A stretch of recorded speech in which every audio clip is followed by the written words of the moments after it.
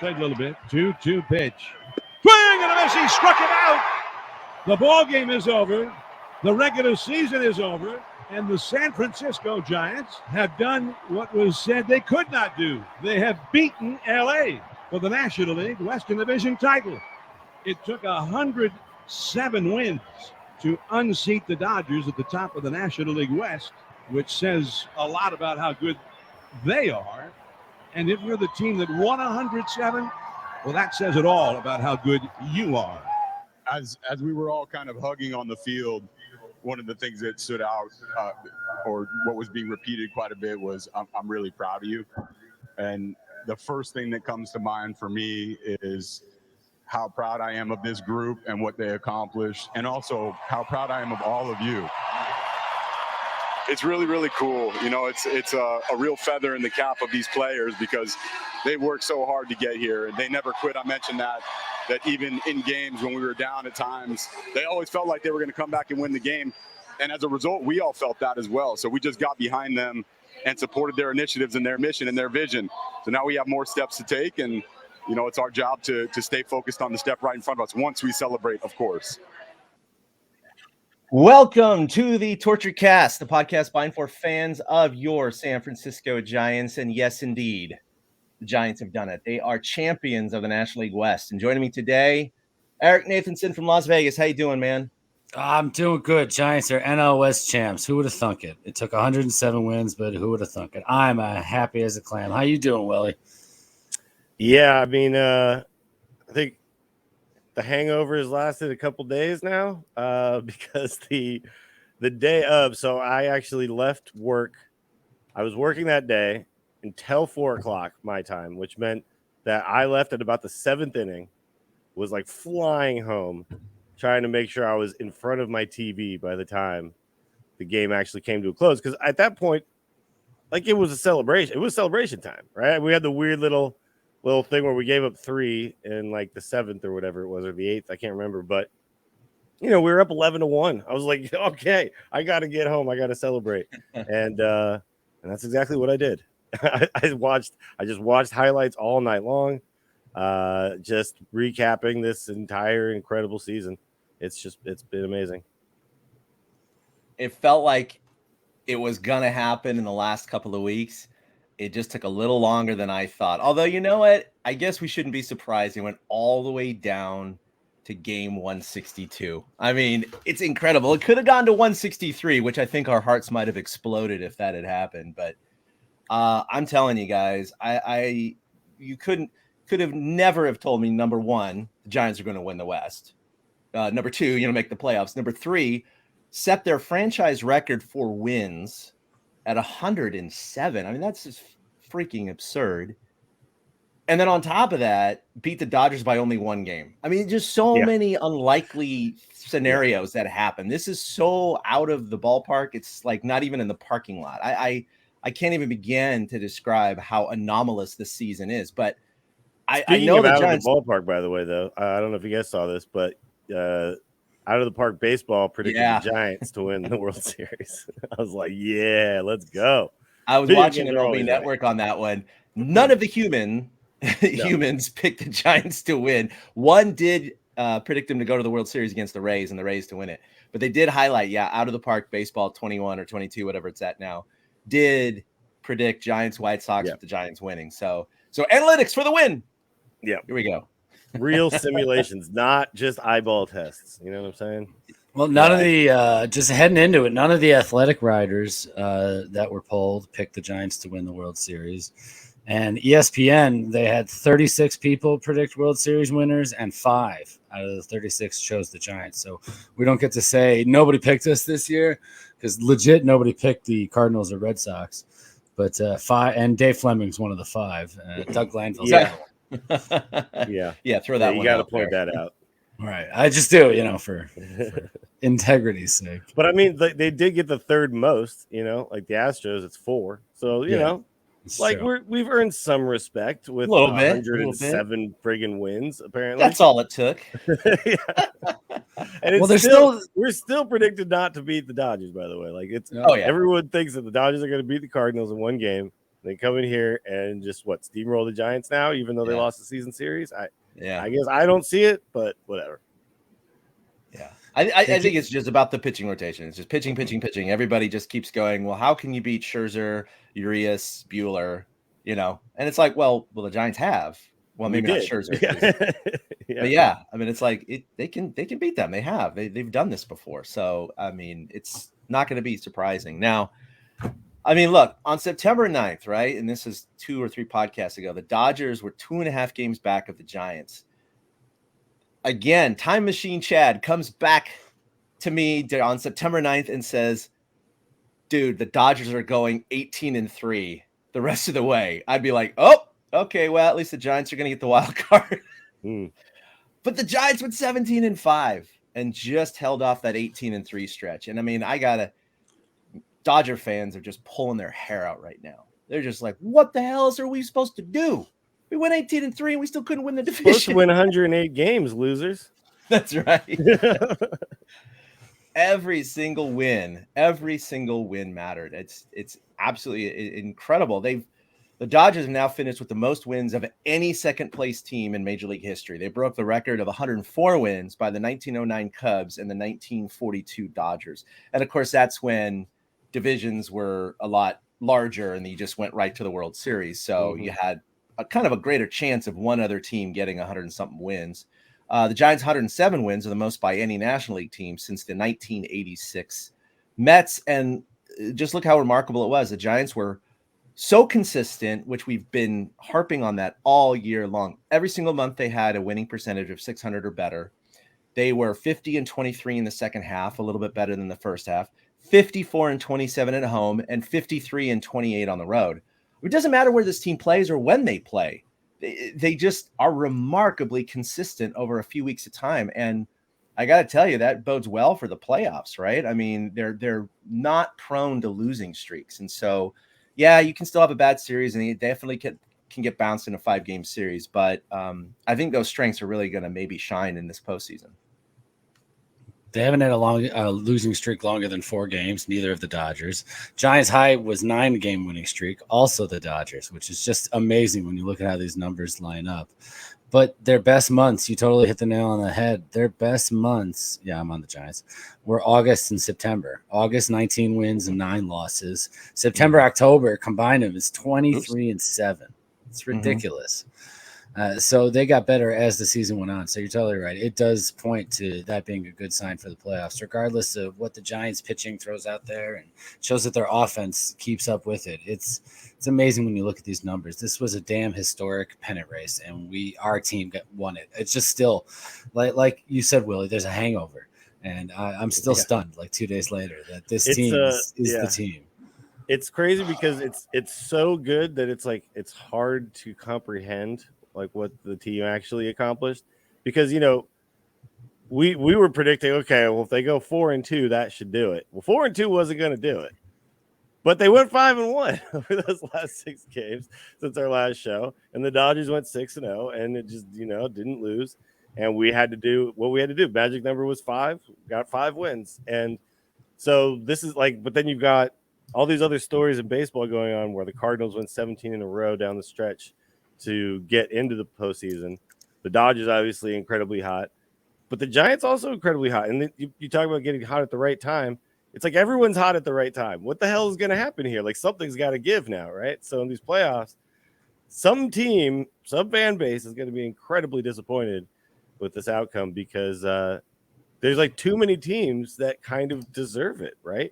Like, Chad, you had that tweet the other day, and I had to clap back at you a little bit. You were like, well, if they have 4 chances. If they don't, they didn't deserve to be there. And I'm like, I don't think you could say this team doesn't deserve anything. Hey, that was my some team that's very deserving isn't coming out, okay? You know what I mean? Yeah. Well, that highlights something. I mean, how were you feeling heading into game 162? I mean, I slept like a baby the night before. I even told you guys that during the game. Yeah. I was so confident. It might have been a head injury. It might not have been, but it was. I was so confident in this team because of the way they're confident in themselves. I really thought they were just going to get the job done themselves. How are you guys feeling heading into Sunday's game? Yeah, same. I thought it was so weird to have lost the game before. I was like, that doesn't really compute for me that we lost that game. So I was like, yeah, but they don't lose another one, like not to the Padres who are collapsing epically.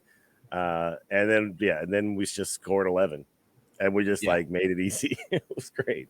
Yeah, with Logan Webb pitching, I mean, the stats, I don't have them in front of me, but obviously they won like 90% of his starts, and they had all that momentum going despite the loss the previous day. And I was at the park on Saturday, and I mean, the energy was, I had never felt anything like that since I was, at the World Series in 2012. I think it was game one, actually, that I went to.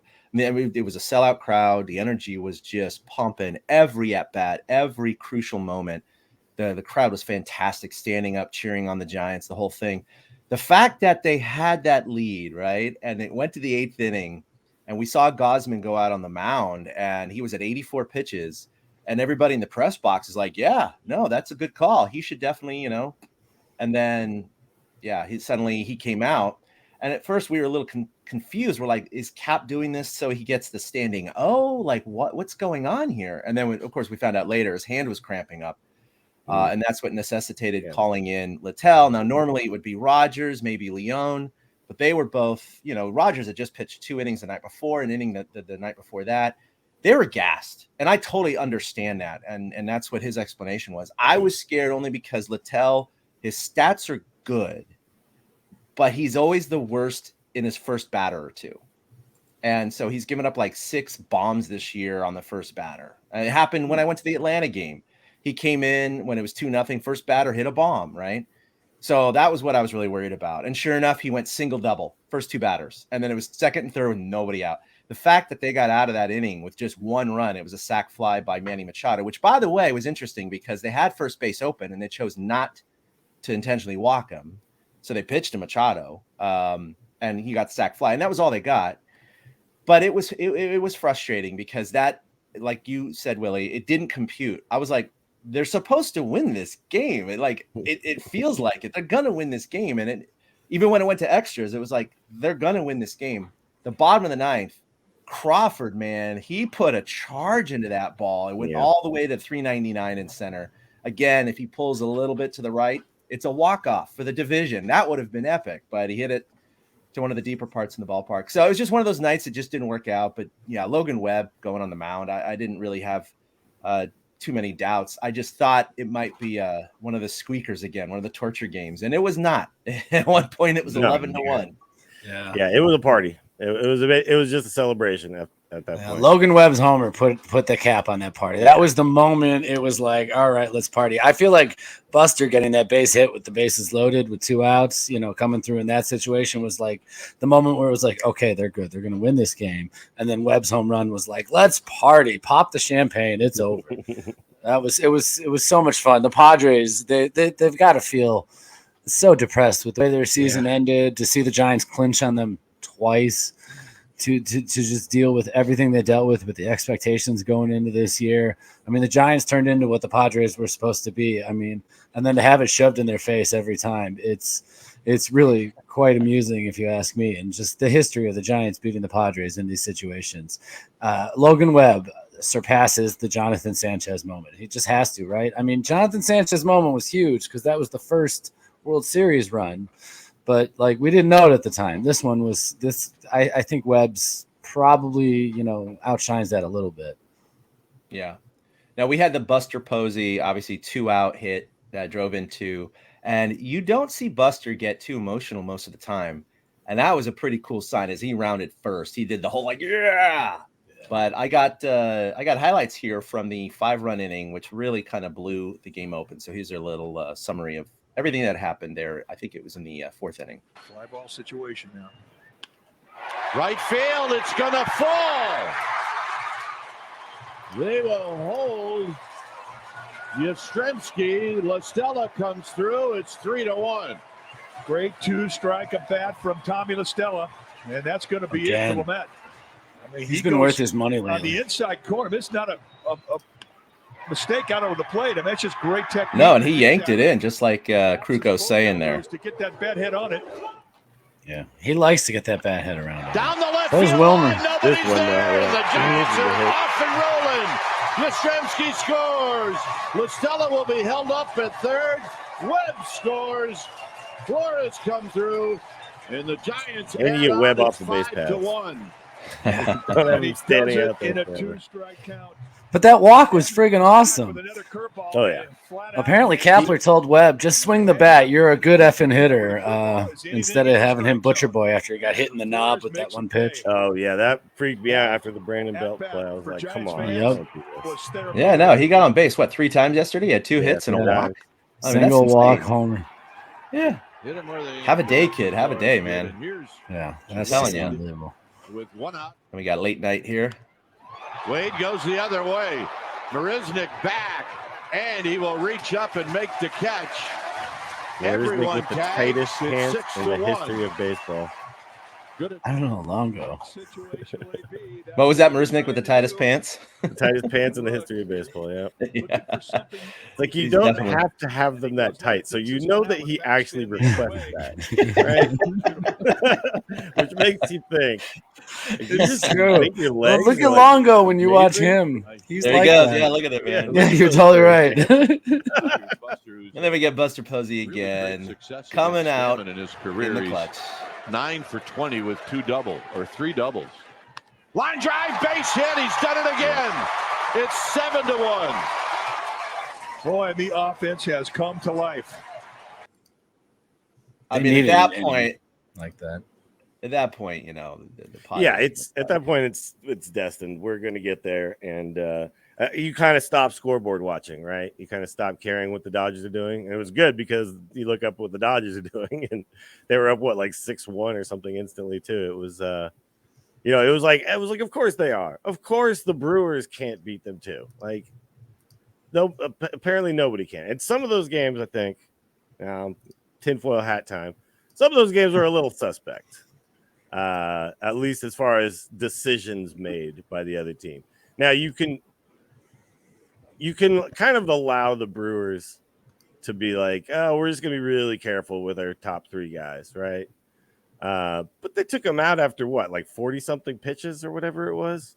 Yeah. So it was just like, man, they're just not even trying at all. At least the Padres were out there trying to win games against us, but yeah, it was. Well, the Padres have jobs on the crazy. line. The Brewers knew what Yeah. they were going to be doing next week. Sure. I think that's kind of the difference when you look at those teams. That's why teams that are spoilers fight harder. But I mean, Well, you had the progression, right, with the Brewers series. I mean, you had the Padres series before that, which we know they're collapsed. They've just mentally lost the it. game they gave up 4 home runs though. But that was the one I Like, was going to reference. there 9-5 was- lead. What 9-5 were lead. some We're of feeling those pretty good. decisions about which bullpen guy to bring in? It was kind of weird.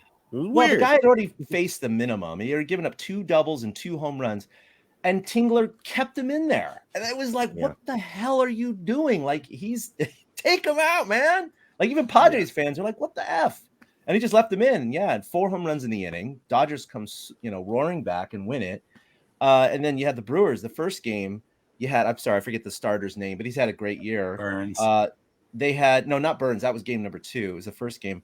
And, they had that 5-1 lead. And again, Giants fans are sitting there going, hey, okay, all right, 5-1, here we go. And then Trey Turner, right? Grand slam. And then they just went off after that and easily won that game. And then you have the back-end game, like where the Giants lost Saturday in extra innings, which, again, screw you, Manfred Rule, which, by the way, of course, is not on deck for the playoffs, which is fantastic. But then, at night, we're like, well, Burns is going. He's not going to go deep. We know that, but he's going to win the National League ERA title. He's going to have never mind, 3-run bomb in the first. And then he's pulled in the second or after the second, after only 42 pitches. And they put in a 31-year-old guy who was making his season debut. I mean, at that point, you're just like, all right, white flag from the Brewers. Like, they're not even trying. And it was frustrating, man, to see the Dodgers not only go 18-3 in that last 21, but 6-0 since our last podcast. Like you were just saying, we're like 5-1 mathematically will do it. That's going to be tough. Dodgers aren't going to go 6-0, so we think 4-2 is going to do it. Whoops. Yeah. I thought 3-3 might get it done. Yeah. I really thought they'd lose a game or 3-3. two. I 3-3 really did. were the wild card. Yeah, absolutely. It sucks. but it didn't happen. But that's what I'm saying. Is like there's too many teams that deserve it this year. Like every team really did, get the job done. And you look at like almost all the teams that clinched early. Obviously, yeah, they made decisions, lined up their rotations, all that kind of stuff. They did what everybody else does. But the teams that really like needed to fight for it, every single team that's in this playoffs this year, I'm like, yeah, these guys, like nobody feels like a pretender to me. So this is going to be. Whoever wins this World Series is going to really have to friggin' earn it, is what I'm saying. Like, nobody's going to lay down. And I personally, after watching this team win 107 games, I can't find a reason why it wouldn't be the Giants to do this. Like, I'm looking at these predictions, and everyone still thinks, obviously, the Dodgers. But, the Giants had the most home runs, right? And they gave up the least. Yes, I love that stat.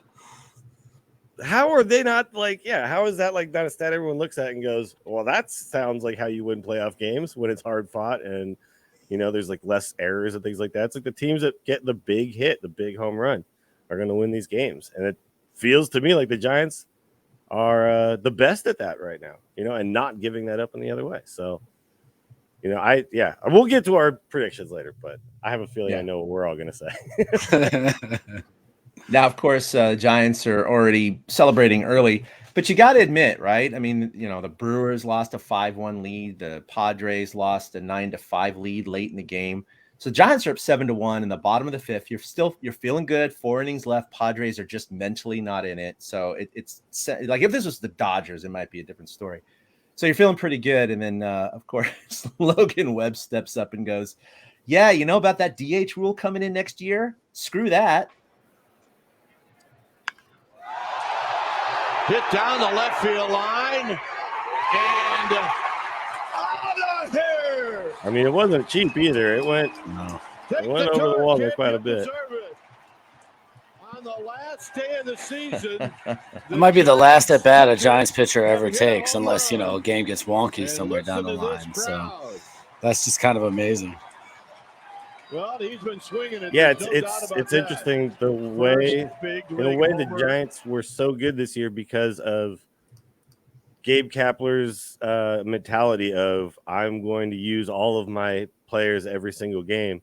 But the DH, we're never going to see a manager manage like that ever again either, really. No. Because you're just going to have your 9 guys in the lineup. I mean, yeah, you'll still like make some changes later when specific relievers come in and stuff, but yeah, we had, we're never going to see the Gosman pinch hit, walk-off, sack fly ever again because you're never going to be out of players like that, I think they still will, and I think managers like Kapler will still do the line change mentality, throw all the righties out and then swap in all the lefties like they've been doing. I mean, 107 games, it's proven to work so far. This new model that the Giants have going.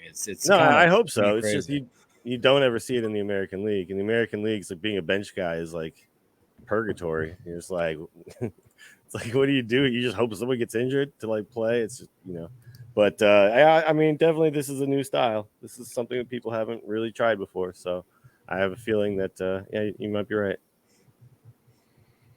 Yeah, I just 107 wins is still hard to fathom, ladies and gentlemen. I mean, that's just I don't. How can you expect a future Giants team to even come close to 107? We saw 103 and 93, and we're like sitting here almost 30 years later till we saw another team, reach that mark and even exceed it by 4. I mean, Kapler's going to win Manager of the Year hands down. It's got to be unanimous. I don't see how it cannot be. To take a team that was forecast to win 75 games by Vegas. Which, by the way, I looked up at our preseason totals. Willie had him at 75. I had him at 79, and Eric had him at 88. So, I mean, even us, a bunch of homers still were like not even in the ballpark. It was just 20 wins short there. Well, 19, but yeah. Right, which is crazy. And I had the highest total. I mean, and we thought you were insane. We were like, that's a whole month Eric, of baseball. Come on. Literally, that's a whole month of baseball. How crazy is that? So this stat, I think, is the one that we should all be hopeful about. And So more than 100 years of baseball since the first World Series. 17 teams have won 107 or more games. 10 of those prior 16 won the World Series. Another 5 lost the World Series, and only 1 didn't even get to the World Series. And that was the Mariners. Yeah. But the one with the best record. Yeah. Yeah, the one with the best record didn't actually get there. But there you go. I mean, 107 wins. History says we're supposed to be in the World Series this year, right? You know, if you want to say like, oh, that's just the regular season, because I've heard some people say this. Oh, a good regular season team, sure, but you know, it's playoffs. Now it's totally different. It's like, no, it's still baseball, guys. You're still going out and you're playing baseball. Yeah, to counteract it, though, just to say, if they play the Dodgers, none of these 107 plus win teams that are on this list had to play 106 yeah, win team, right? Yeah, right. So I mean, in a 5-game, not even a 7-game series, in a 5-game series, that scares the crap out of me. I really, really want to just see them just get bounced out in one game, though, just for the lulls. You know what I mean? It's just like 106 wins, huh? Not good enough. Cardinals beat you in one game. Like, I want that so badly. Yeah, you think that's what you're going to be rooting tomorrow night? I have gone over it in my mind. I have no idea which way I want it to go so far. I mean, I want the history, but obviously, a series against the Dodgers would solidify. Like, if the Giants win that series, it solidifies to everybody, hey, yo, shut up. Everyone shut up and watch this Giants team. That's true. But if the Dodgers lose in one game, that's also like, shut up, everybody. Like, exactly. You know what I mean? So, exactly.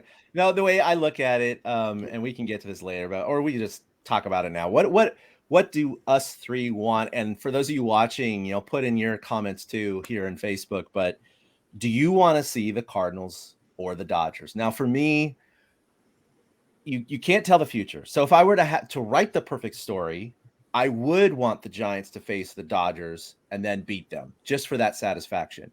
But we don't know how that story is going to be written. And I do think that on paper, the Giants are going to have a much tougher time against the Dodgers and the Cardinals. So by that token, I want the Giants to have the best path, the best likelihood going forward. And I think they match up better with the Cardinals than the Dodgers. I mean, most teams do. Let's be honest. It's the freaking Dodgers, 106 wins. Mm-hmm.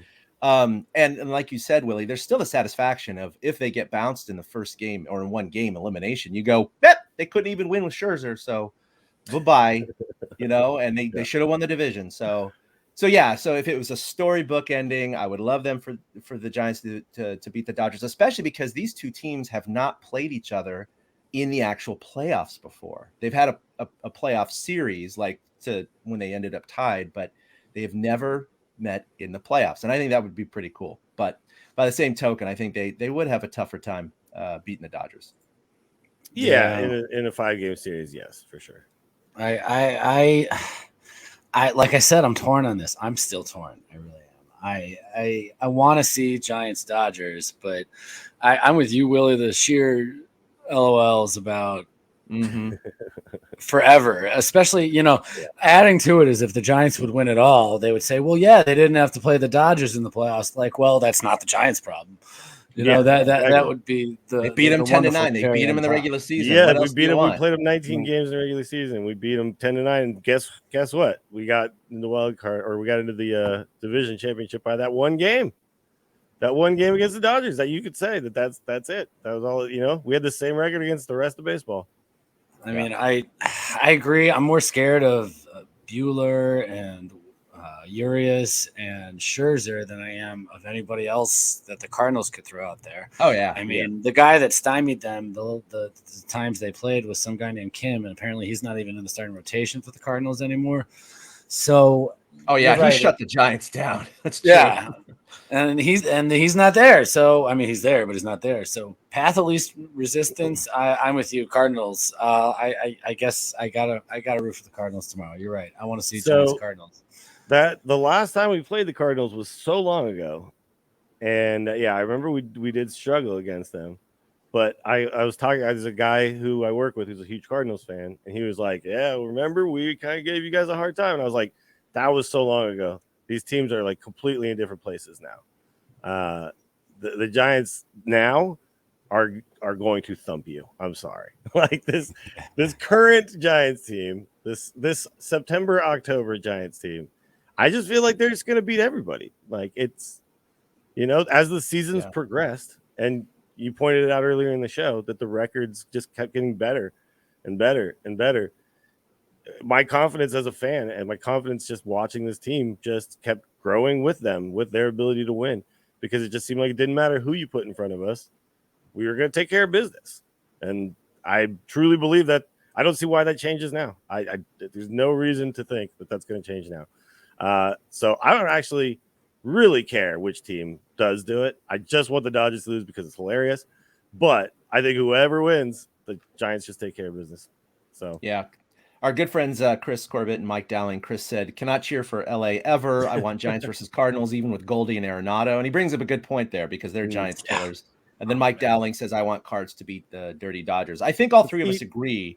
We want the Dodgers to lose, period. We can never vote for or root for the Dodgers. Never, ever. Yes. I always want the Dodgers to lose. I'm just saying, in a storybook, if I could write it, it would be very satisfying to beat the Dodgers in the NLDS. But not knowing how that story is going to end, I don't even want to open that book, right? I want the Dodgers to lose right away in one game and then just be like Nelson and go, ha ha, and that's it, Goodbye. Yeah, my preferred book here is the one where the Dodgers just always lose, and it doesn't matter just always lose whether we do it or not. I just want them to lose all the time. Cardinals are going to need to score to beat them, man. I mean, Dodgers, they put up runs this last week. Their last five games are 11, 8, 8, 8, and 10. Yeah. Well, we got Waino going for the Cardinals, and I was talking to my Dodger friend this morning at the gym, and he knows that the Cardinals are, at least historically, the Dodgers' playoff kryptonite. They always lose to the Cardinals, period. So, he's a little concerned about that, but at the same time, he's also confident, like we are, with his 106 win Dodger team. He's like, and Scherzer, they are technically unbeaten in his starts. So he's like, they're unbeaten in his starts. They're going to roll. Don't worry. They're going to crush the Cardinals, even though Scherzer did get lit up, 2 starts ago? He gave up quite a few hits and runs. So hoping for something like that. Maybe Goldie and Arenado can go off on the Dodgers and, use up all their home runs, in the wild card game. But I'm not scared of these guys either. Like they might have been Giants killers in the past, but no one's killing these Giants. I'm sorry. This Giants team is different. It's just different. The Giants have so many great playoff memories against the Cardinals, aside from 87, where they did lose that series to the Cardinals NLCS. After that, the Giants have had really good success against the Cardinals in 02, right? For the pennant in 12 was it? I mean, they've had several 14. Of these. Yeah, 14. We can throw all that out now, though. I mean, they're different teams. They're both different teams, and like Willie says, this Giants team is just so different. They're built so different. I mean, 18 pinch hit home runs, leading the majors, beating the 2016 Cardinals. Yeah. It's funny because I keyed in on that record early this year because in 2016 I was writing some preview and I looked up the Cardinals stats and saw they had 10 pinch hit home runs in May, and I was like, wow, that's amazing. So I tracked it, and Austin Slater had 4 of them this year, but just things that the Giants do and implement, it's just such a different team than the Cardinals have ever faced, than the Giants have ever put out there. It's all the past stuff just goes away. It reminds me of when the Warriors started telling everybody, hey, you know what you should do, everybody, is just stop shooting so many 2s and shoot 3s because they're worth more points. And then we're just going to shoot a lot of 3s every game. And look, we win every game. It's crazy. And you're like, how could that be? It's like, well, guess what? When we make baskets, they're worth 3 and yours are worth 2. It's like, and you're like, everyone's like mind blown. But when you think about it, you're like, Jesus, this makes so much sense. So when you watch this Giants team, and I know I've brought this up in the past, but I think it can't get brought up enough. I think it's like one of the defining features of this team. Try to find me like a replay of Brandon Crawford taking an unbalanced swing this year. Like you just aren't going to find it. It doesn't happen because if he's going to swing at the ball, he's going to give it his top hack, right? Yep, You're not going to be like diving across the plate, down, getting broken down, falling to his knees. And you see people do this all like in baseball all the time. It's because what they're doing is reacting, and the Giants are predicting. The team is just not playing baseball the way everybody else has ever played baseball. No. They're going up there and they're just like, look, I know what this pitcher does in this situation, so I'm going to predict that he's going to do the thing he does in this situation, and I'm going to give it the solid home run swing that I can give. It's like they're taking BP swings out there to major league pitchers, you know what I mean? And it's like the first team to like figure this out, I guess. And this is why I thought it was really funny when you watch a Chris Bryant at bat compared to a Brandon Crawford at bat, because Crawford's been like doing this all year, and Bryant came in halfway through and hasn't been able to adjust to this new like idea, right? But up and down the lineup, you're seeing this, you know, like Darren Ruff's doing this, Slater's doing it, like all the guys, Yastrzemski's doing this, all the guys. Every time they swing the bat, it's like a good swing. You know what I mean? It's never this like, oh, whoops. And then, you know, so like that's why when they hit the ball, well, the it's analytics going to good places, you know what I mean? are obviously to the extreme, not just with hitting, waiting for their pitch, and that's what they do, right? So they swing with both cheeks, even with two strikes, if they get their pitch, right? So you don't see them off balance. So they've bought into that. Certainly the defensive shifts and all that have actually borne out to have helped save more runs than if they were in the standard shift. So they call those correctly. They've also had more than 140, it was 143 or 144 different lineups this year, gentlemen. Yeah. What? I mean, like they literally rolled out a different lineup every day because they're playing matchups. They set the pinch hit home run record because of those matchups as well, because they just pinch hit more, right? If you pinch hit more, you're going to have more home runs. More than any team in the history of baseball. They pinch hit. Dude, the conventional wisdom is you don't pinch hit your backup catcher, right? Because what if your other catcher gets hurt? Dude, how many games have we seen where Casale just comes in as a pinch hitter? It doesn't matter. Or Posey comes in as a pinch hitter. They don't care. It's part of that philosophy you were just speaking to, Willie, as far as how the hitters approach it. They're attackers. The entire Giants mantra, the entire thing that the team does is attack. So in any situation that they feel they have the edge, they go for the kill right then and there, and they don't worry about what's going to happen in the 10th inning that may never come. You know, they won't leave the closer in the bullpen just because they're worried that he might get a save opportunity down the road. And they'll bring in pinch hitters at that times. It's like that whole mentality of the team: attack, attack, attack when they can. And everybody bought into it. You know, Longoria said something Sunday where he's like, you know, we sat here before the season and, you know, we were told to envision being NL West champs. And he had this look and he's like, and here we are now, and we're champs. He's like, and I'm not. I can't believe it happened. Like you could tell, he was a little stunned that it actually was put into place because they all bought into that attacking mentality. So it totally speaks to what you're saying. That's what they do constantly in every situation. They're attacking. Their relievers are the best in baseball at pounding the strike zone. It's like every facet of the game, the Giants play attacking baseball, and it's not something that we've seen before. There's no passivity to them whatsoever. They are every moment trying to be a step ahead of you and attacking your weakness before you're doing. It's almost Belichickian if you think about it. Well, you know where else this really works? Everywhere. This, like think about anything you can do, any endeavor, and who's like doing the best at it. It's the people who are the aggressors all the time. Like think poker.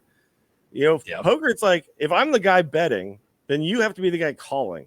And that's you have to make the decision, right? Exactly. And so, you know, I'm going to make you have it. I'm going to force you to have it. And the Giants are like forcing you to have it. Like, I'm going to, our bullpen relievers are going to throw strikes and you're going to have to hit them. You're not, because we're not going to walk you. We're not going to give you free bases, right? But on the other side, we're telling the other pitchers, you're going to have to throw your pitch and get me because I'm not going to swing at it unless it's the pitch I want. And so I'll take the walk all day. Or what I'm going to do is I'm going to put both cheeks into it and I'm going to drive this thing. And so they're forcing the other guys to make the great pitches. And it's also we're not going to make errors. So you better get hits. You know what I mean? And like when you make errors, we're gonna make you pay. And like that's the kind of team that like it's just been so fun to watch because this is the kind of like I'm sitting here watching it like all this makes sense. This is the kind of stuff I do. Whenever I'm competing at something, I'm just like, I'm going to be the guy. Like when I play pool, I know I'm probably supposed to play safety sometimes, but I'm like, I'm just going to bank this in. No problem. And then I do, you know, and it's like, if you have that kind of mentality, it just things kind of tend to work out in your favor. And that's what we're seeing here. So it's like, I don't see them changing that. I don't think that the playoffs are suddenly going to be timid. So, you know, other teams are going to have to come out and beat them. They're going to do with what worked. And again, a lot of people don't understand. And even it took me a while to kind of I love statistics. Statistics is a part of my job. I know literally how to do t-tests and ANOVAs and look at regression models and all these other things. And it really is about sample size. And so, you go through a given game and they have their defensive shifts because more often than not, it's kind of like, if you think about blackjack, right? You could be in a bad situation where you have a 16 against the dealer's 10. It's not going to go well for you probably overall, but you slightly increase your odds by hitting on a 16 than you do if you stand on a 16, right? Most likely You're going to lose, but it's slightly better. It's just like the defensive shifts against certain guys. It's just like putting in a pinch hitter in a certain situation. I mean, clearly these guys are still going to fail 2 out of 3 times, 4 out of, 6 times, whatever it may be. But it's the accumulation of the small margins of success that add 1 or 2 or 3 wins a month. And that's the difference we see with this team. So if you see a normal classic lineup where you have, an all-star, let's say right-hander, and it's late in the game and they put in a right-handed pitcher, it's like, well, yeah, but this guy has 30 home runs this year, so you got to leave him in to hit. Kapler's like, nope, I'm pulling him for late night Lamont because he hits righties better, right? That's the mantra the Giants have been doing. Doesn't work out every time. It can't work out every time. It's baseball. You fail 2 out of 3 times at minimum, and you're still an all-star. But if you have a guy that gets a hit 2 out of 10 times versus a lefty versus 3 out of 10 times versus a lefty, that's what you're going to do. And over time in late night or late, tight, close ball games, that's where you get those hits. And that's where you get those 1 or 2 victories a month. And I think it's hard to see, over just a night to night kind of thing. But when you look over the whole season, you're like, damn, that actually works. It's just stats, baby. It's spreading the love to particular players who have strengths in particular situations. You talk about spreading the love. 17 players on this team hit 5 home runs. That is the most for any franchise, any team ever. 6 relievers on this team pitched 50 innings and had a sub-3 ERA. Again, the most in baseball history, which is just crazy when you think about all the interchangeable parts that means the Giants have been able to use and utilize the entire time. And it really speaks to it. And those pitchers, 3 of them are righties and 3 of them are lefties.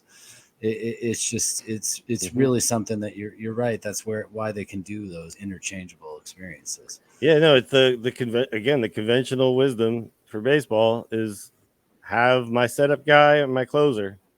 And we do still have that technically, but you've seen too that we've adjusted that model as well throughout the year. And it's just it's a team that's built out of, I mean, yeah, we have a former MVP. Well, we have a couple former MVPs on the team, but they're not currently like, these aren't like the Tatises of today, right? There's no single guy on our team who's like this. And our MVP candidate is Brandon Crawford, who I actually think really has a really strong argument.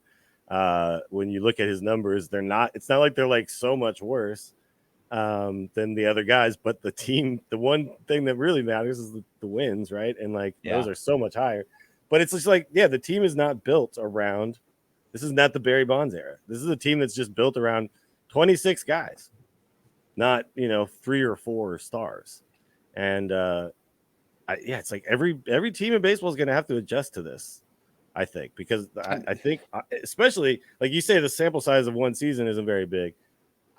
This model seems like this could work year after year after year. Oh, no. I think the sample size of one season is big enough to see those changes. Okay, but I mean, like a week to week, you don't necessarily, because a lot of these pinch hit situations fail, right? They'll fail more times than they succeed. So you're going to have, just like with clusters of stars in the sky, you have randomness. So you're going to have weeks where nothing works for you, and then you have other weeks where it's just like money. I mean, you had Saturday when I was there, you had Lamont Wade Jr. starting at first base, and when the Padres brought in the left-handed reliever, what was in the 4th or 5th inning, he was yanked for Slater, like that. I mean, how many managers do that, right? And so Slater comes in, boom, bomb, right? It's like suddenly they take the lead again, 2-1, and then likewise in the 7th or whatever it was, the 8th inning, you had Dickerson now in for Slater facing the righty, which a lot of people were pissed about because, Dickerson just has had a really bad year. Slater just hit home run. And actually, Slater looked a little upset in the dugout, by the way. I don't know if you noticed that. He was not happy with getting pulled. But that's kind of the microcosm of what, Kapler's done all year. It doesn't matter what time of the game is. If it's appropriate, he's going to make the move. Mm-hmm. Yeah, I wonder how Slater feels right now. Yeah. Sitting on 107 wins in the NL West Division Championship. Yeah. It's like I think, this is the thing. It's everybody has to adjust to this, because this is like the, and when I was saying like a season sample size, I mean a season sample size, not regarding what you're talking about, but regarding a team trying this method out, this new style. Because now we've only ever seen it once. This is the only time. This is the only team that's really gone this hard into this, right? I mean, you talk about Moneyball being like kind of the beginning of this kind of progression that we've seen. But I think the Giants are the team that's really pushed it to its limit, right? And this is the first season we've seen of it. I really do think, though, it's like, you can build a team like this over and over and over again. And, people might say, oh, well, how are you going to have, Brandon Crawford and Buster Posey and Brandon Belt all having like career years at once? It's not really about those guys. It's about having guys that are willing to do the system that you're putting into place. And those guys are just guys who are really competitive and want to win. So when this new system kind of got put into place, they were the kind of guys who were going to adapt really well to that. So you just need to look for guys like that, really competitive guys who are going to work hard every day and are going to, do what's the game plan is, right? And the game plan before was very different, and they were doing that. They were doing that game plan when it was different, and it worked then. Now there's a new game plan, and look, it's working now. So it's like this style of team to me, you can do this year after year after year, because there's not going to be a couple like giant contracts. We got a bunch of middling contracts and guys who are just out there doing their job. It's incredible. I'm so happy that this is like that. The Giants were the team that did this, and they don't even love, they don't have to win 107 games to do it every year. Like this is kind of an anomaly. How many games they had to win? I know, the fact that the model worked to that extreme is amazing. Look, though, the Dodgers won 106 games as well in the last full season in 2019. And they had won 8 division titles in a row. And so it's like, I don't know. I mean, the Dodgers could win I know. Are we going to have to do this games again next year? That's the problem I see with this. I can't say this year for the Dodgers was anomalous, because that's 2 full seasons in a row they've won 106, guys. I mean, like, it's like, oh crap, if the Dodgers, are at this level in terms of their talent every year for the next few years, that might be what it takes. And that's they're not going to stop spending the money, that's for sure. So we have to figure out something. I do really think, though, that baseball needs to take a look at its playoff setup because of a situation like this. You got a 106 win team, 107 win team. One of them is going to be gone after the championship series or the division series, right? So, that's weird. That's weird. Not a lot of. They both could be gone after the division series, hypothetically. I guess that's true. But it's like you think about what the NBA does, where it's like it doesn't really matter your conference or whatever, or your divisions. It matters your conference, right? And it kind of makes sense, It's like you do bring up a good point, because like, who really cares about the Pacific Division banners hanging at Chase Center? I know. Like literally, no one cares. I sometimes even forget the name of the division that the Warriors are in, right? Because you don't even care about that. But in baseball, it's like so big of a deal to win your division. It's like, oh, we got a flag. It's like the pennant chase, even though it's not technically the pennant. It's insane. But I do think, just like in '93, the baseball went to the wild card system because of what happened to the Giants. That was kind of the nail in the coffin for that. I do wonder, and this is an anomalous season. It may not happen that often, but I do wonder if they're going to look at it and go, the 2 best teams in baseball, probably one of them shouldn't be in an elimination game, and probably both of them shouldn't face each other in the first round if the Dodgers win, right? So it's kind of like, they might. But, then you would have to address things like divisional balancing, right? Because they have an unbalanced schedule with 19 games against your division, because they put so much weight on the division. You got to play them 19 times. You can play all the other teams, whatever it is, 12 times. So I don't know if they balance that out. I doubt they will, because that'll increase travel and all that stuff. Yeah, So. you're talking baseball, 162 games. Like, you're not going to be going, well, we have to take an equal number of trips to New York as we do to LA. They used to do that stuff, though. Like, I've been playing a They season did. on out of the park baseball from '96, and the schedule's balanced that way. I've gone to New York twice, while I only go to Colorado twice. It's very, very weird. The balanced schedule that we've dealt with over the last few years has become the norm, and I think that that's what shifts the weight to it. I think that's a players' union thing. I think they'd have to agree, because of the travel things that you bring up. I think that that's exactly where the ball would land on that one. Yeah, well, the CBA is coming this year for probably, the DH and all these other things, and that could be a part of it. I mean, on the table, right? Because the expanded playoffs, much like what happened in 2020, that would happen. It was interesting too, because this year, if the Giants had tied the Dodgers, they would have had to have the playoff game, despite the Giants getting the tiebreaker. That was just for home field. Last year, they were victimized the opposite way. They tied with the Brewers, but they used common divisional opponents or common opponents and records against, and they didn't have a playoff game. That was just like, the Brewers in, the Giants are out, even though they had the exact same record, which you're like, wait, what? But it was all, COVID related. So I don't know if they changed those things or not. I do know they don't do that in other sports. Like football doesn't add an extra game if teams tie. Even basketball or hockey doesn't add an extra game. Baseball is the only sport that really ever extends their regular season. And I think that's part of the uniqueness. I mean, we always talk about the romantic part of baseball, and I think that's what makes this a pennant chase in that sense, where they might not go to. I think going 2 out of 3 in the wild card round is probably the closest thing we'll get to a solution to all this. Yeah, I think that that's a possibility, because nobody wants, like you said, nobody wants to see one and done. MLB baseball is MLB baseball. MLB is praying that the Dodgers beat the Cardinals. I'm sure of it. Oh yeah, absolutely. Speaking of the Dodgers, the Giants, of course, win the division by a hair, and I mean, you can point to a dozen or more games this season, and we don't have the time to go through every single one of them, but I did want to bring up obviously some of the biggest ones against the Dodgers, which directly not just made a 1-game difference, but made a 2-game difference. It's a swing of 2 games. And so probably at the top of the list is, I'm going to bring it up right here, is of course what Mike Tauchman, RIP Forever Giant, did back earlier in the season here in the bottom of the 9th with 2 outs, and the score tied at 5 with Albert Pujols at the plate. Got to hit the home run to tie it.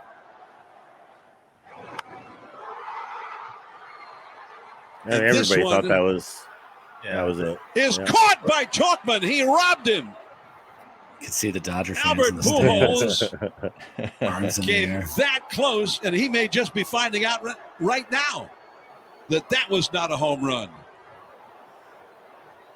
Mike Tauchman keeps the Giants alive in this one. Well, Austin Barnes stuns the Giants, and Mike Tauchman just stuns the Dodgers. It's like fuel, watching the Dodgers reaction. I think that's the mantra, right? Is let's get Tauchman in the ring, baby. Get Tauchman in the ring. No kidding, right? Oh my Lord. No, that was incredible, because that is a 2-game swing, because the Giants came back, of course, and won that in extra innings. But that would have been it. That was key. I know this is the butterfly effect. We don't know if the season would have ended exactly the same, but you can't control for that. But Rogers just gave up the tying home run on the batter before it. That's what made that catch so much more incredible at the time. It was like, all right, those are what the guys are saying. Dodgers are better than the Giants. Oh, no, wait. They're not. That was like the moment. Not better. Right? Just by 1 leap. Unbelievable. And then you had another great moment, and this one was at Oracle Park back in July. And you had Darren Ruff at the plate, and a lot of Dodgers fans, of course, bring up the check swing by Darren Ruff, and we're not going to play that one, because that's an umpiring thing, and it happens all the time, every game. You can break down 1,000 bad calls. It does happen. But of course, this is the notorious Cody Bellinger. So here we are in the bottom of the 8th, tied at 1 against the Dodgers. A little check swing bouncer. Muncie's going to field, and he didn't get Yastrzemski. So now Posey ranges away. Posey will come in to score. That would have hit somebody in the 10th row if that net was there. Yeah, without that net. Yeah, without the debt. Yeah, 2-1. that was the City Connect magic right there. Only one loss. Only one loss. That's right. So, I mean, a lot of Dodger fans always point to those things and go, see, the Giants barely won it. And it's like, but that's baseball. Like, not every game's going to be 5-0. Like, there are games that are decided on, defensive miraculous plays or errors by a team or a bad call. I mean, that's all part of the game. And so I don't know what else to say. If the Giants had lost by a game, I'm sure we would be, feeling the same way. But, I mean, this is what winning 9 division titles in a row does to a fan base. It makes them feel so friggin' entitled. We're supposed to win every year. We're supposed to be in the World Series. Like, all right, well, sucks to suck this year, doesn't it? Yeah, and you find all the social media like, oh, they're cheating. There must be some steroids out there. It's like, wait, no one even hit 30 home runs. What are you talking Apparently about? everybody's cheating. Whoever beats the Dodgers, they're cheating. And meanwhile, I don't know, but in my brain, I fully believe being able to spend $100 million more than every other team is cheating. So I'm sorry. If I, what I mean? It's like if I had to play against a pool player and I had to use a house cue and he got to use, a Balabushka that cost $5,000, I'm going to be like, yo, you have an advantage here, bro. Like, so it's like this to me. I'm like, yeah, that's unfair. You want to talk about unfair? There it is. Oh man. Just the Giants designed a Dodger-proof team this year. Yeah, another game you mentioned, the Trey Turner throwing error to pull the first baseman off the bag where Buster hit first base and signaled safe afterwards. That's just in the Dodger-Giant games. Yeah, that was just in the Dodger-Giant game. And they did the review, and of course it stood, and the game was over. So and then, there's many other common opponents. They came back against the Cubs. They came back against Arizona with the Yaz Grand Slam. You had the Brewers outfielder Garcia dropping the La Stella fly ball, which would have been the end of the game. Yeah. I mean, it goes on and on and on, but it goes the other way too. The Giants, were up by 4 or 5 runs against the Rockies, and they blew that. And, when Charlie Blackmon hit a 3-run bomb or whatever. So, I mean, the Giants have been victimized. That's it though. More than they've that's it. That's all you can think of. That's part of why the Giants won 107 games. Yeah, no, every year we watch and they'll lose a game and we'll be like, God damn, that'll be one of those games we look back on. And there was like none of those games this year. They were all the beginning of the year, really. They really were there, and they were all like on the road. Yep. Yeah, as time went on, it's like I can't remember any more of that happening. I can't either. I mean, is that just because they were winning, or did those games just not happen? Well, it was funny because like people were bringing up all sorts of little fun stats and stuff to like try to prove like how it's actually the Astros are the best team, which is this is Ty's thing. Ty does this all the time. He's like, let me talk to you about the WRC plus of these scoreboard, bro. And like all year, he's like, yeah, we had so many come from behind hits, and then like I was like. Yeah, but we were ahead in the 9th inning. That's right. That's the whole point, right? We just won. We were already there. We didn't need to come from behind hits.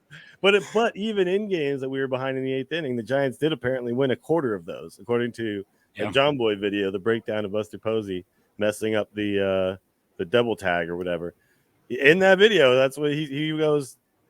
This is all you need to hear about the Giants. When they're down in the 8th inning, they win a quarter of those games. What? Like, come on now. Yeah, that's dumb.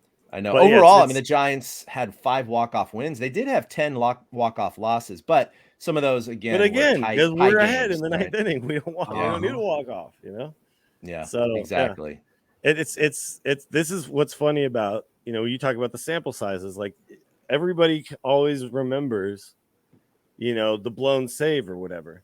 But what they don't remember is that, 107 times in the 9th inning, we won the game. You know what I mean? So it's like, yes, there was a couple of blown saves. Every team's going to have those. And you're going to remember them, I know. It's like when people remember, why am I blanking now?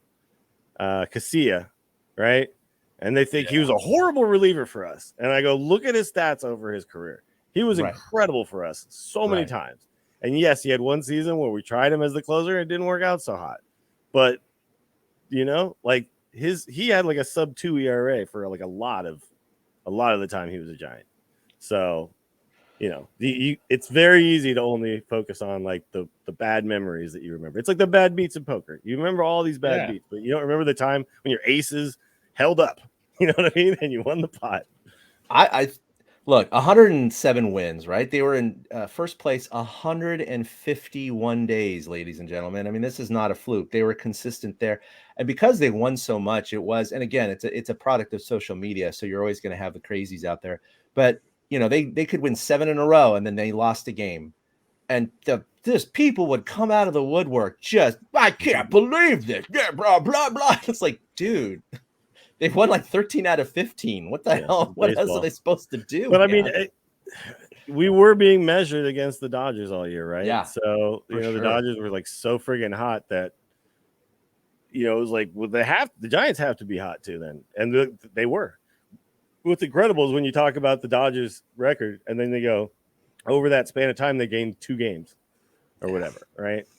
But like, those people are talking about the Dodgers record. They're going, they only gained 2 games. It's like, yeah, let's talk about the Giants record because it was ridiculous too.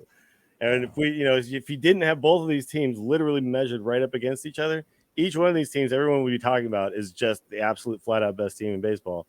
But because they were like so close together and jockeying the whole time, it was just always this comparison that kind of made either one of them seem a little less impressive because it's like, yeah, but look at the other, look what they do.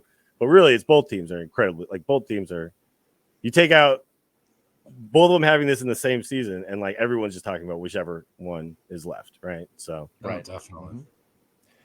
Well, the Dodgers got first place. I was going to say real quick, the Dodgers got first place for one day, and social media went off. One day. It is and amazing. Then they never gave it back. Even on that day, you had the MLB or ESPN or whatever the hell it was. It was like, they've reclaimed it with the big graphic and the whole thing. And West. And they lost it. They lost it in 18 hours or whatever it was. Yeah. And then everyone's making graphic checks on there, like with just, Yeah, like it was a pretty crayon good marking. It was great. And now it's It was a solid resurfaced meme. after they won the West. Yeah, That was a highlight of the season. Oh, that was fantastic. Because when the Giants reclaimed it, there's no graphic, there's no fireworks, there's no nothing. It's like, come on, man. I think we can definitively say the Giants own the West. Yeah, absolutely. The Dodgers are not going to overtake us, guys. It's not going to happen. I mean, hopefully not in the playoffs, but definitely not the West. The West cannot be taken. Yes, so the West that's cannot. a good thing. Yes. By the way, guys, I have to take off because it's 2:16 and I have to be at work in 45 minutes. So yes. Gotcha. Yep. All right, Willie. Well, thanks for joining today. Appreciate it. Yeah. Real quick though, I'll give you guys my predictions for your thing at the end here. It's pretty simple. It's pretty simple. The Cardinals are going to win. AL wild card, that's going to be the Yankees. And then the NL wild card, Cardinals. NLCS, the Giants. The other NLCS, I'm going to go with I'm actually going to go this one I haven't really thought about very much, to be honest. All right, you know what? I'm gonna go with the Brewers. I think, it's just the pitching. Just the pitching is gonna do it. And if the Braves had Acuna, maybe that'd be different. But yeah. All right, ALCS, Tampa Bay, and Houston, and then AL. So then let's see. So now where are we at? Tampa Bay or Houston in the World Series? Houston, San Francisco, San Francisco. There you go. There you go. We are so predictable. I just want to point this out to you, Willie. The numbers guy, Chad, went with, and I don't want to blow up the spot, but we're here real quick. The numbers guy, Chad, went with the most number-centric pick with the Giants Rays. Yeah. You went with your most homer-type pick, the Astros and the Giants. Yeah. And I'm going to go with my most homer pick, the Giants and the White Sox. So we all fell totally right into character here. Yep. Yeah, our characters are well defined after so many seasons of this show. Yeah. That's what I'm saying. Like, we fell right into it. I just, yes, if we were talking about the storybooks at the beginning of the show, if I'm writing this storybook, this is what I want it to be. I want the Giants to beat the Astros in the World Series. I want it to go 7 games. I want it to be incredibly exciting. Hell yeah. And it's this scenario is not unlikely. This definitely could happen easily. So, all right, boys. All right, Have a fun thanks a rest lot, of the Willie. show. Go Giants, Absolutely. and I'll see y'all next week. All right. All See right, ya. peace out. See you later. All right. I just want to remind everyone, we'll get back to our picks here in a second, that support for TortureCast is brought to you by Manscaped, who is the best in men's below-the-waist grooming champions of the world. Manscaped offers precision-engineered tools for your family jewels. Manscaped just launched their 4th-generation trimmer, the Lawnmower 4.0. That's right, the 4.0. Join over 2 million men worldwide who trust Manscaped with this exclusive offer for you, 20% off and free worldwide shipping with the code TortureCast at manscaped.com. So that's pretty cool. I know Willie has definitely used it. He loves it so far. He had to leave, so he can't quite give his testimonial, but we're going to talk a little bit more about that in later shows. But don't forget, 20% off and free shipping with the code TortureCast at manscaped.com. So we thank our sponsor for helping us out produce this show.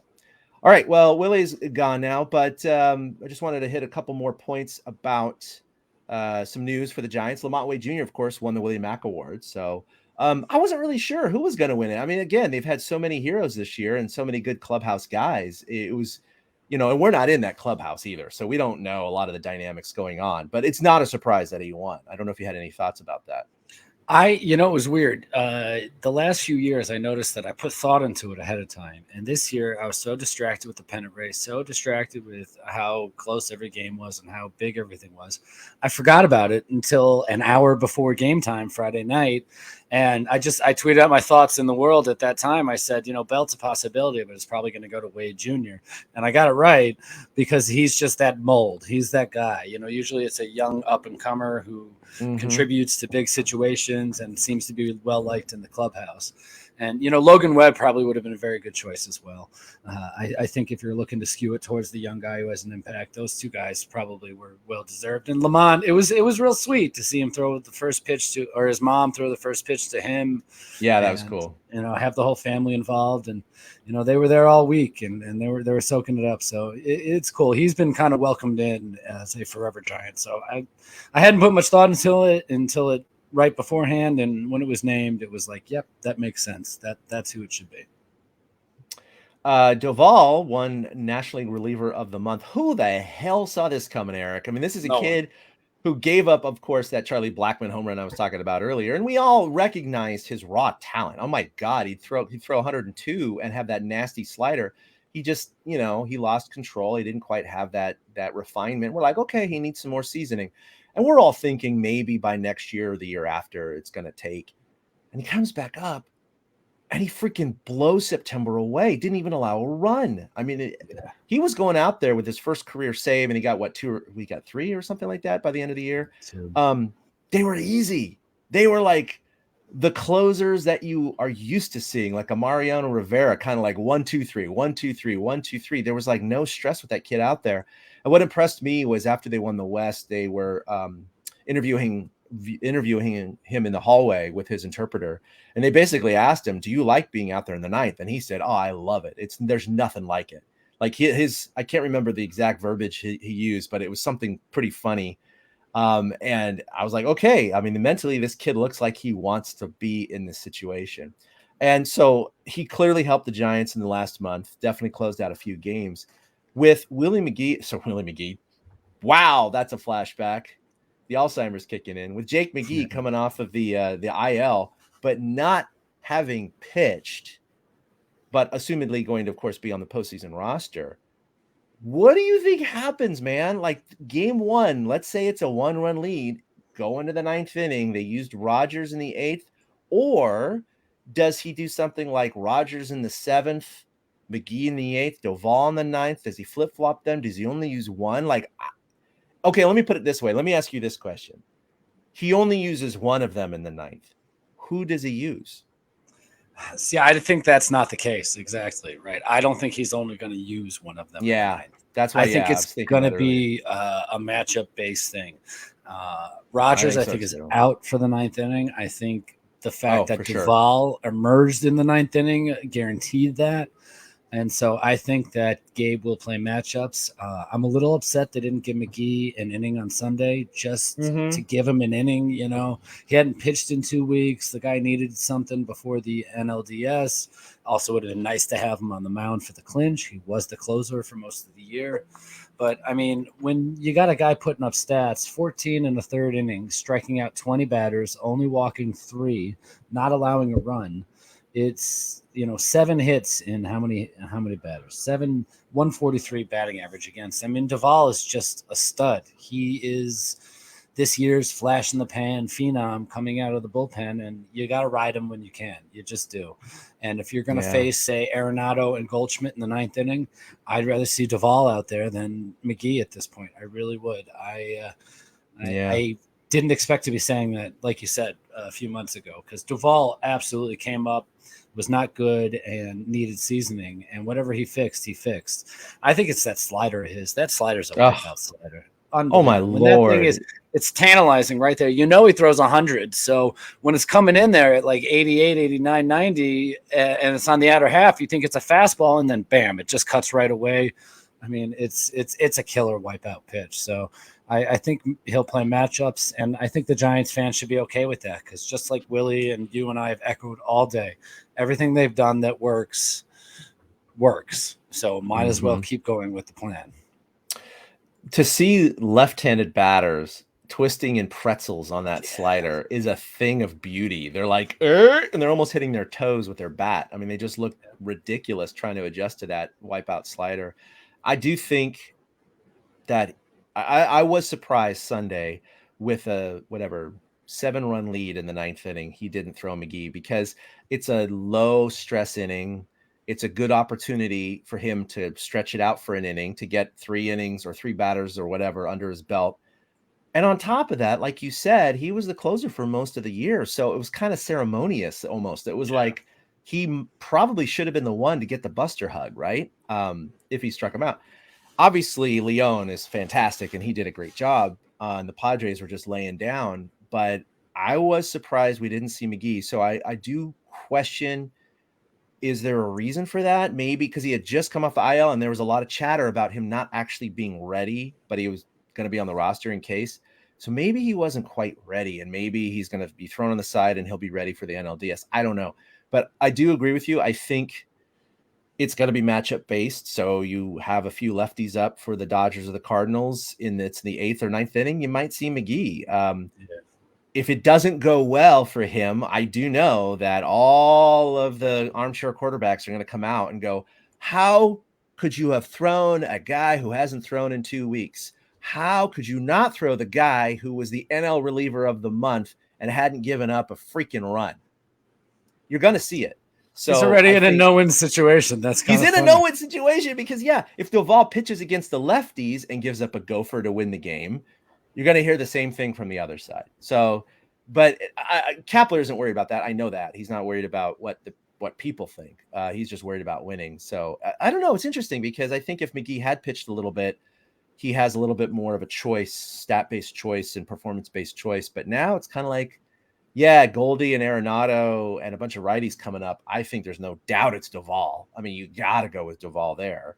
But if you get a bunch of lefties up, I don't know. We'll see. But it could be an 8th, 9th anything. Maybe it is Rogers in the 7th, McGee in the 8th, and Duvall in the 9th. Again, dependent on who's coming up. I mean, he trusts Rogers to he went 2 innings the other day. So if you trust him, he's going to put him in high leverage. But I don't think he'll put him in the 9th. So I think he'll just keep playing matchups. That's how you win. That's how you win. That's what they've been doing all year. And it doesn't work 100% of the time. And when it doesn't, that's when people, crap on you. But come contract time, like Jake McGee or Duvall is not going to be screaming, well, I had 3 saves in the NLD. I mean, they're just not going to be doing that. It's not something you do anymore. So also of note is the times for the games. They were announced this morning. The Giants will be playing Friday, game 1 at 6:37 p.m. Pacific, and Saturday night at 6:07 p.m. Pacific. So they're getting the, I guess it's not the prime time slot. It's the late night slot. Cause East Coast, it's 9:30 and 9. I mean, people are starting to head to bed in the 5th inning. So, but I think it's good for the West Coast because it's 6:30. People are getting off of work and can watch the game. I myself put in for credentials. We'll see. It's the playoffs. I don't know if they're gonna allow me to go. The Giants do control the first round for media. They do not control the CS in the World Series. That's Major League Baseball, and obviously there's no way we're getting passes to those suckers. But figure, give it a shot. Hopefully I'll be there for game 1 and 2. That would be freaking amazing. But if not, we'll still be bringing you coverage. Also, Angel Hernandez is part of the umpiring crew for the Giants and LDS. Crap. Now it is 6 umpires for the playoffs. I'm hoping out of 5 games, he's not at home plate, but if they do go 5 games, he's probably going to be at home plate. He's a crew chief, so he might even be the crew chief on this crew. And I think usually the crew chief goes in game 3 now for the umpire rotation in the NLDS. So I don't think he's the crew chief. I read it was another guy. I forget his name. I don't think he's the crew chief. But if he starts in left field, we're good. Yeah. If he starts down the left field line, we're totally free and clear. That means he will not end up behind the plate. Yeah. It was just funny. It was just like they came across the wire. It was like, Well, Joe West is calling balls and strikes for the NL wild card game. For the wild card. I know. It's like, and I know he's like done after this year, but holy crap, man. That guy, both of them. Poof. Anyway. All right. So as we wrap it up here, let's look at our playoff predictions. Obviously, Willie already gave his own. He's going New York and Seattle to win. Sorry, Seattle. St. Louis to win the wild cards, although Seattle was close. The Giants and Brewers to be in the NLCS with the Giants winning that. Tampa Bay and Houston to be in the ALCS with the Astros winning that. And then, of course, the Giants winning it all. For myself, Boston is at home. They do face Cole.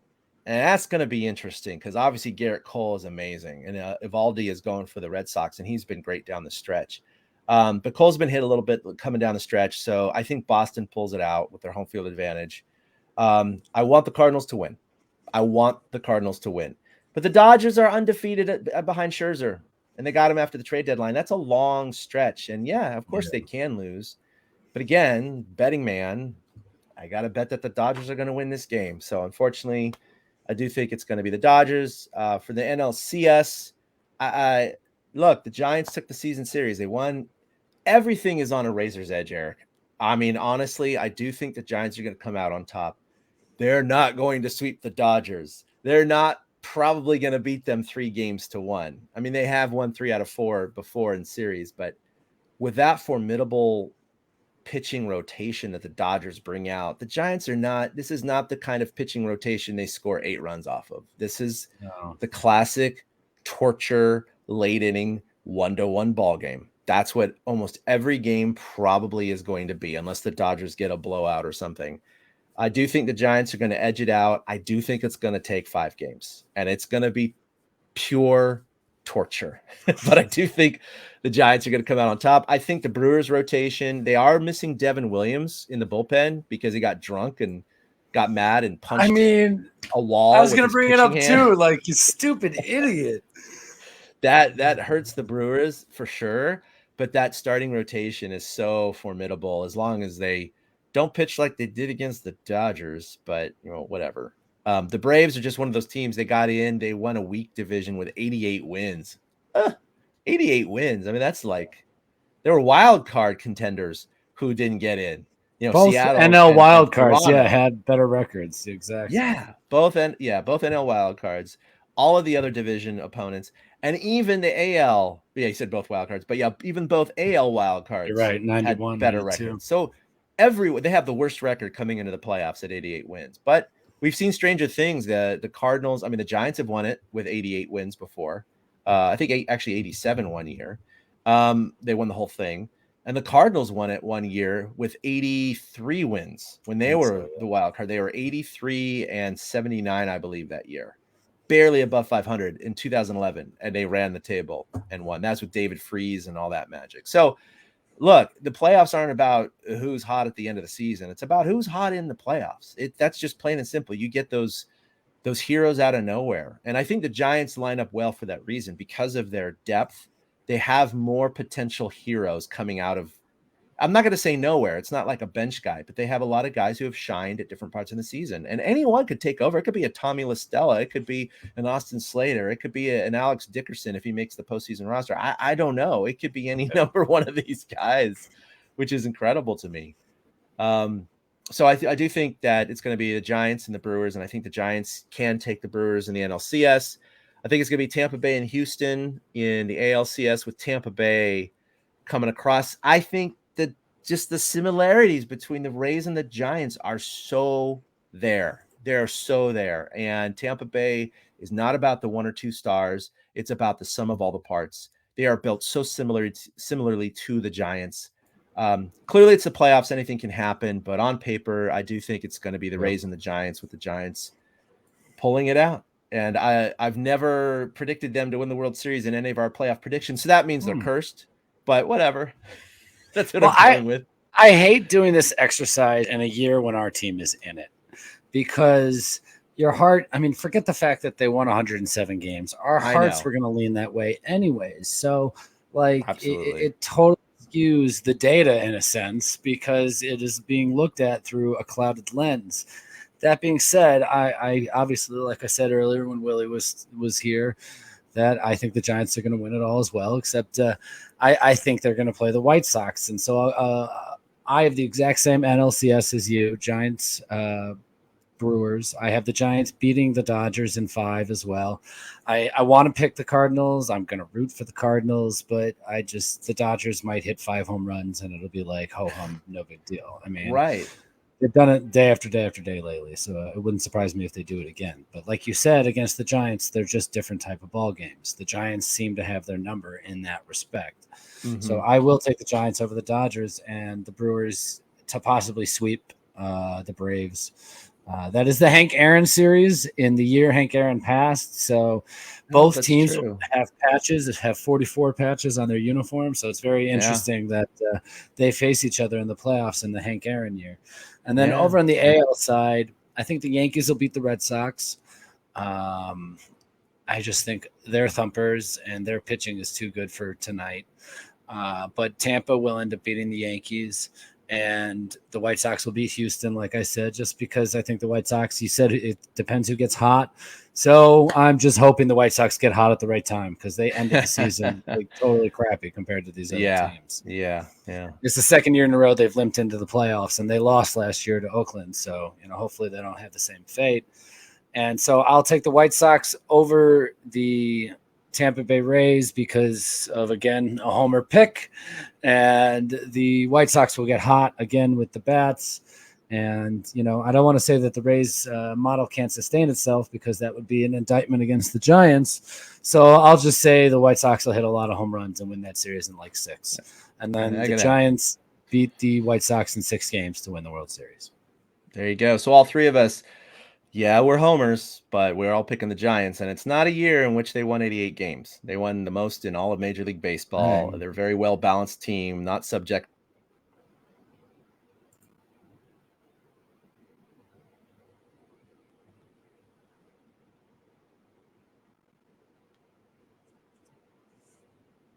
Is it me?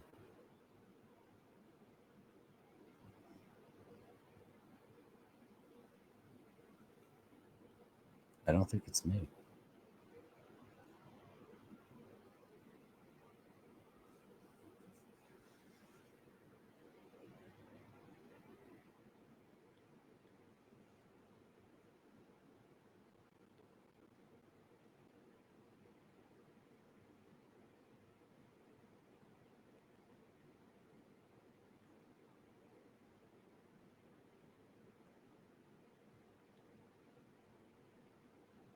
Can you guys still see me?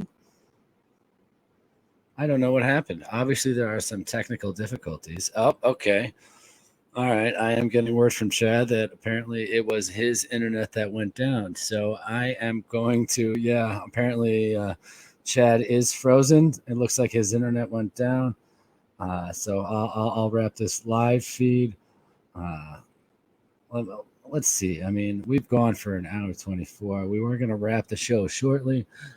Anything I say is not going to end up in the recording anyways, so I'm not going to do that. Give me a moment, folks, and that's probably going to be it.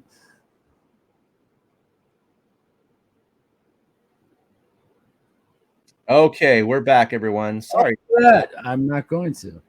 The internet went down. So were you still able to stream there and talk? Yeah, I was. So if somehow Okay, your good. software will pick up the gap, I mean, I didn't say anything of consequence. I was going to wrap it up, though. I was just texting you. I was going to wrap it up if you did not get fixed. See, that's a good thing about using a service like this, because like I lost my internet, but at least the service still continued with the stream. So yeah, no, my everything went down for about a minute there. So I apologize for that. But Facebook hack got to you too. I know, that's why we delayed until today. I think all of you, if you had your withdrawal from Instagram or Facebook, we just couldn't even connect to certain services. Willie didn't have internet at all. Yeah. So we just decided to postpone the show because Willie definitely needed to be a part of this kind of celebration podcast. Because my God, it's the first time the Giants have won the NL West since 2012, breaking the Dodgers' 8-season division streak. So it just feels good, man. And it feels so good to do it in a way where it's like it hurts more for the Dodgers. You know what I'm saying? 106 wins and one game, it hurts so much worse. It's just like, ugh. I mean, they may have the last laugh in the playoffs. We'll see. But for right now, this feels gosh darn good. And before we wrap, I will ask you this question, because all of us, even with your 88 wins, which might have qualified, well, I mean, obviously now it wouldn't have qualified because the Cardinals, what their record is, could have potentially qualified for a wild card spot. And with Willie and I not even thinking they're going to sniff a playoff spot, let's say they get bounced in the NLDS. Is this season still a success for you, Eric? No, it's not anymore. You won 107 games. You're the best team in baseball. Anything short of reaching the World Series at this point, I feel like, I don't want to say is a failure, is a disappointment. If you win the most games in your league, you should have the inside track, should be the team that represents your league in the World Series. And it's fun when they're the wild card and they race off to do it. And that's great and everything. And the expectations are not there. Those are the years when the Giants are the wild card. Those are the years where you're saying, well, all right, cool. They won the wild card game. So if they don't make it past the NLDS, it's no big deal. And this year, I think you are expected to make it farther. So I think because the expectations have changed throughout the year, it becomes a bit of a disappointment if they don't reach the World Series or at least the NLCS. So yeah, if they lose in the first round, I'm going to be disappointed. I'm going to probably be gutted more if they lose in the NLDS than if they lose in the World Series. The World Series, I can understand. Anything can happen, but the best team should win the first series. But I mean, I agree, Mike. I do. Anything can happen in the playoffs. We all know that, but 107 wins should stand for something. The fact that they win 2 out of every 3 games, that means it should continue into the playoffs. So I would be disappointed if they don't. So, I mean, would it be a success for the overall general picture? Maybe 2021 will be like, remember that team? That's the team we built off of. But right now here in the immediate, I'm going to be disappointed. I'm not going to feel like they're a success. And I don't know how long it'll take me to realize that they are. I know. We see it every year in the baseball playoffs, right? There's always not always, but there's often the juggernaut who gets knocked out in the DS or CS, and you feel bad for them. And I'm kind of with you, Eric. I think if you, again, April, Chad, if you told me, oh my God, they're going 107 but get knocked out in the DS, I'd be like, oh my God, are you kidding me? That's a totally successful season. Right. Now that we've experienced the whole season, the ups and downs, the challenges, and just the thrill of that last game of the season, winning the division, the satisfaction of it, and realizing how truly good this team is in almost every aspect of the game, from offense to defense to pitching to relief core. They really don't have a strong weakness on their staff or in their clubhouse. I would be disappointed if they don't make it to the World Series. I mean, asking for it all is a tall order, but I mean, if they get the pennant, that's going to be great. I still want them to win the World Series, but yeah, if they get knocked out early, it is going to be a little disappointing because they have the tools to make it far. And if they don't, shit happens, and that's the way it goes. But I mean, our they have a lot to expectations build today, off of.